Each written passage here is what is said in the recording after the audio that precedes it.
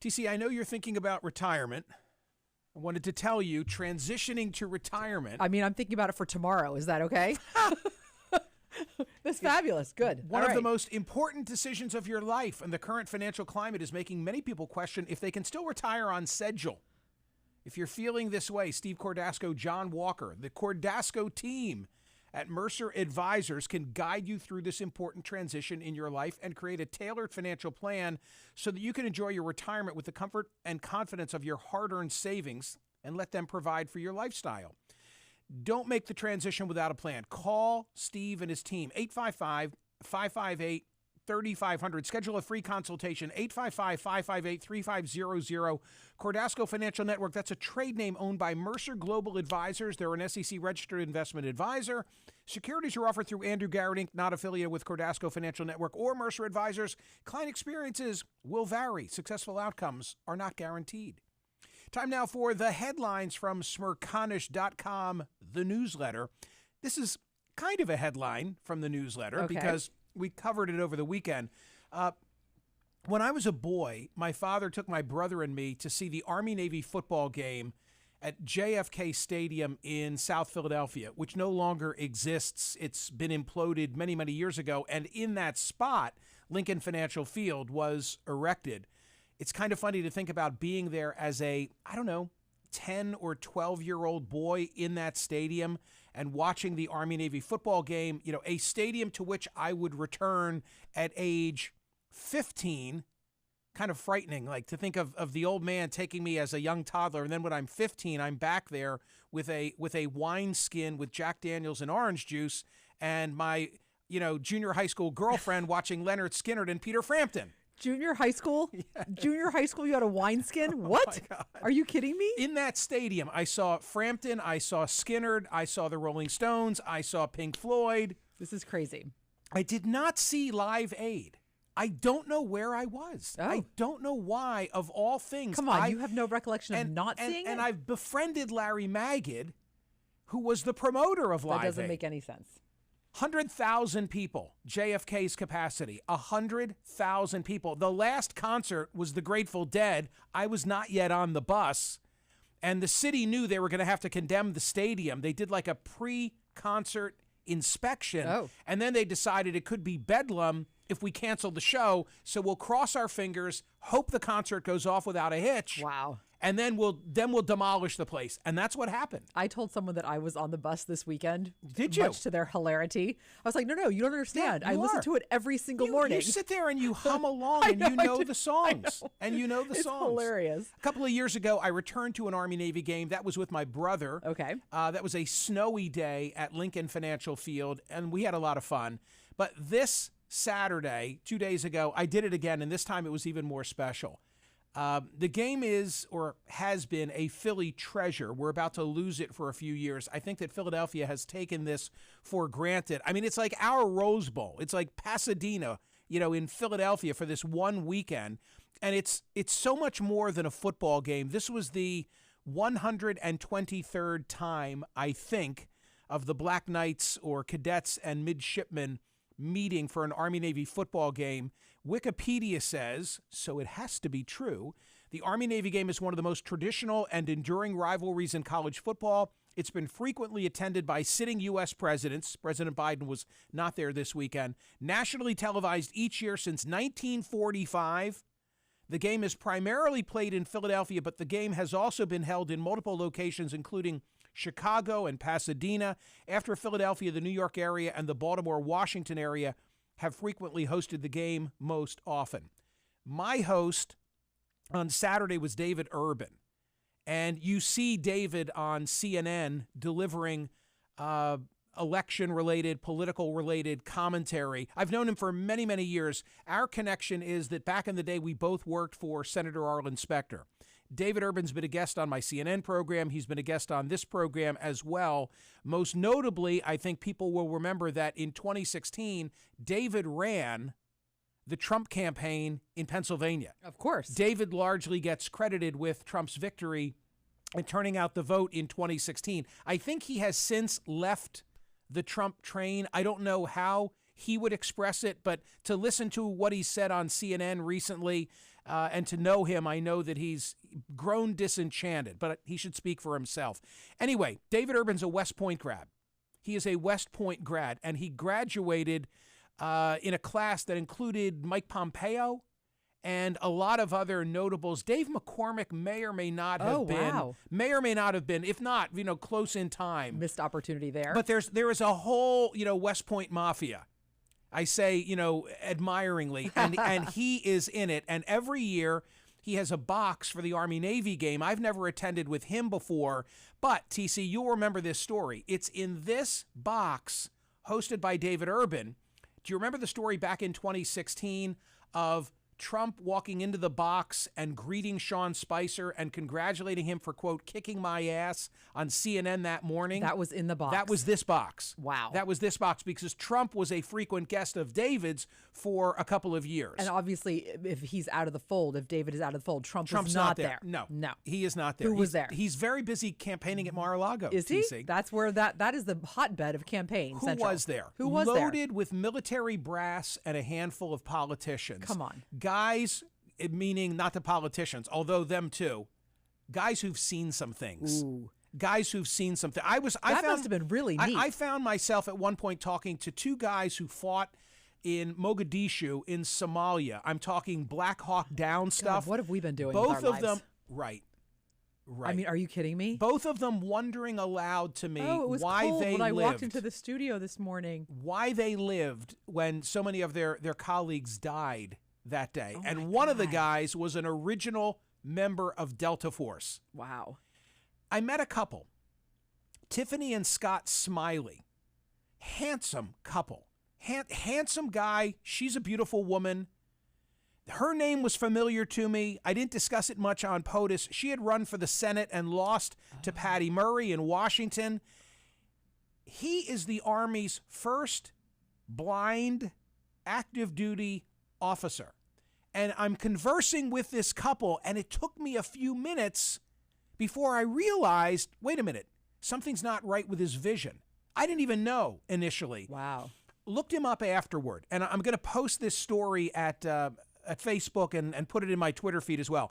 He lost his vision in Iraq in 2005. Again, his name is Scott Smiley. He lost one eye entirely and lost vision completely in the other, even though he maintained the eye.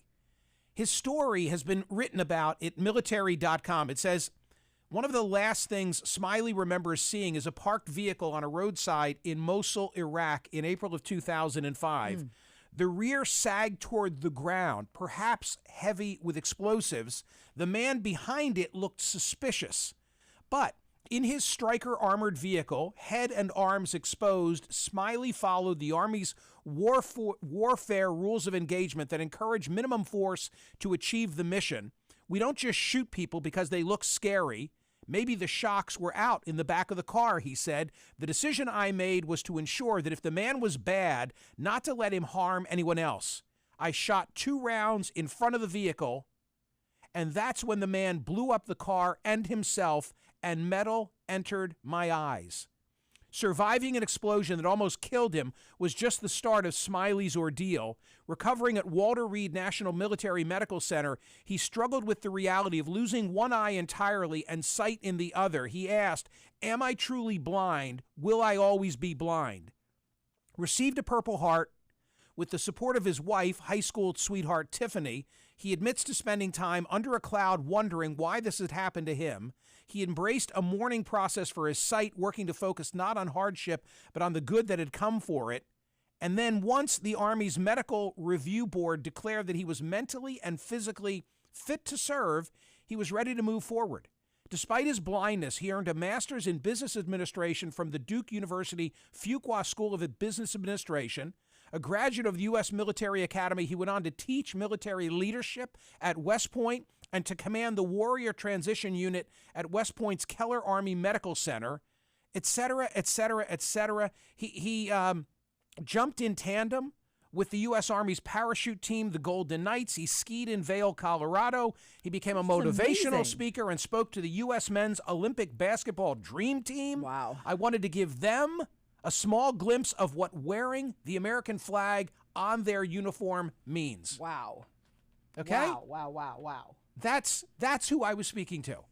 That is who I was speaking to. In his talks, by the way, he typically shares ideas such as serve others, give back more than we receive, lead by example, persevere. Life is worth living. We all go through trials and hardships. Working through those trials, we can all improve. Yeah, that's an incredible guy. That is an incredible guy. Wow. All right, more name dropping now from the Army-Navy game. Who else was in the box? Please, yes. How about another ex-Trumper in former Attorney General Bill Barr? Bill Barr was in the box. Bill Barr was in the box. When you say in the box, were you like able to speak to everybody? I did. All the people I'm telling you. Like just completely social. Totally. 50 people, big box. Wow. 50 people. David 50 with the people. big box. Yeah, exactly. So what did AG Barr have to say? I don't want to tell you anything anybody had to say. I'll only tell you what I told them. Ah, got it. How about the mooch? How long was he there? 11 Scaramucci? 11 and a half minutes? No, he was there a lot longer than 11 and a half minutes. Or whatever a Scaramucci is. Scaramucci, This is what? I'm trying to think. I know that I'd I'd met him before. What a carpool. You have no idea. What a carpool. You have no idea. I'll say this about Scaramucci because all anybody remembers about Scaramucci is the 11 and a half seconds. Was. Yeah. So, but he is a very bright, wheels-turning Wall Street guy. A friend of mine from law school worked with him at Goldman. So how long is a Scaramucci? Okay. Do you want 11 more? days. I was right. Do you want more? Do you want more name dropping or not? Of course I do. What are you kidding me? Okay. How about I live for this. Former New Jersey Governor Chris Christie?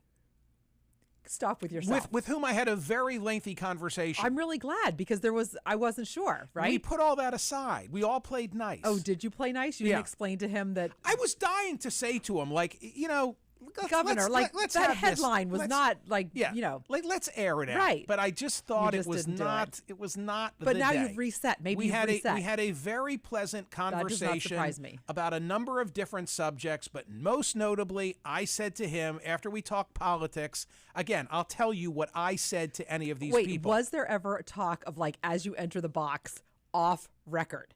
Because it occurs to me, like it would have been a great sign on the door. Politicians, generals, and Michael Smerconish. Such was the box that outside the door of the box, there were probably 5 or 6 guys with earpieces where all the security guys, I guess the idea was everybody in the box is fine. We'll just hang out here and worry about who else gets in the box. Right. So after again, on the premise of I'll tell you anything I told them, I'm not going to tell you what any of them told me. So after we spoke about political matters, I then said to him, so did you hear the interview with Howard? Nice. I'll make this concession. And he said, of course so. Of course. And then we proceeded to dissect together. This is possibly the best person. Springsteen interview with Howard and revelations that we found of interest. How happy were you?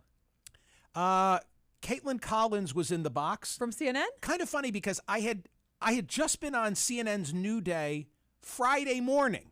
What is her connection? Friday morning. David Urban? TC, what's anybody's connection? Well, okay, it's a I carpool. know your connection.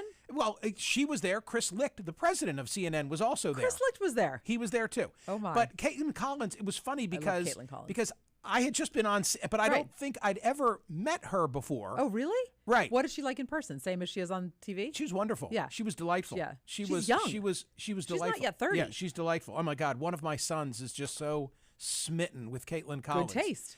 I think she's a serious boyfriend. She might be married. How about the president of Wawa? Chris, I think it's pronounced Geissens. Would you rather be the president of Wawa or the president of CNN? Tough one. So cheers he was to your Wawa coffee. I see it. He was an awfully nice guy. Did you say that you had just been talking about it? No, he said, I heard you just did a commentary on Wawa. And I said, I did. And I then laid out for him not only the premise that I have about mingling, right, but I also laid out for him Rabbi Newberg's premise about what goes on in Wawa versus the parking lot. But what I ended up This like is amazing. And again, for the benefit of a national audience, Wawa, it's now an East Coast thing, and they're headed into the Midwest, and before long they'll probably take over the country. But it's like the 7-Eleven of the East. And what I ended up doing, and I guess everybody does this with him, or maybe just I do this with him, is I ended up like running through like all my Wawas. What are your like all where my you go? Wawas? I stop at this one, and then like, I stop and at he this said one. to me, like he said to me, like, yeah, that parking lot in Conchi, that's Come really on. a small. Poor And then I'm like, guy. and then I said, like, hey, I said the Wawa in the Poconos in Blakesley. Stop He it. said, oh, that's a big producer. And I'm like, yeah, because whenever I'm in there, it's crazy. Come on. So I ended up ticking. I'm like, yeah, and then I'm at 22nd and South. This is like, amazing. how's that Wawa? This is amazing. So he was awfully nice. Okay, and then the best part of the Army-Navy game is the pregame, and I enjoyed the pregame with Governor-elect Josh Shapiro. Oh wow, yeah. Because we were together in the front row of the box, and now everybody like comes up to the front. You know, Josh Shapiro was just leading Axios, Mike Allen's newsletter this morning. He's as leading like everything. Up and coming he's like governor. he's like the guy He is of the new crop. He is. So with Josh, I watched the. This is the best part. This is the best part. I may screw up the lingo, okay? But the Army and Navy paratroopers land and hit the 50. Like hit the insignia of the Army-Navy game on the dime. Right on the dot. And the funny thing is, I'm going to put some of this footage on so good. my TikTok and maybe other social media. As I scan, I'm with Josh. This is the funny thing about it. I'm scanning the whole scene, watching these guys land. Yeah. And when I got home and watched the footage I'd shot, it didn't occur to me while I was shooting it. The Gov is standing next to me on his phone doing the exact same thing. That's the best, of filming these guys landing on the 50. It's extraordinary. Then comes the Army. Then now as you're getting closer to the game, then comes the Army helicopter flyover, followed by the Navy fighter jet flyover, and then finally it's ready now for the Secretary of the Army came out. I saw General Mattis come out, and then finally they start the game, and it was a great game to boot. Army 20, Navy 17, first overtime finish in the history of the game. Oh wow! So here's the point. If you ever get the chance to go to an Army-Navy game, especially in Philadelphia, you must go. You must go. It's a wonderful thing, and take the kids, and you'll feel so proud to be an American, and you'll also feel, if you're like me, not having served, inferior to a lot of people who are there and are doing right by the country. Well, it puts things in perspective. I tweeted before the game. I said, as I was going into the game, I don't know if you saw this, but I said, 60,000 people will be in this stadium. There won't be a single arrest, just like a Dead and Company show. Amazing. Think about that. Either service to the country or a lot of weed. Both of them do good for a full concert crowd. Amen. Did you stay for the full game? Couldn't.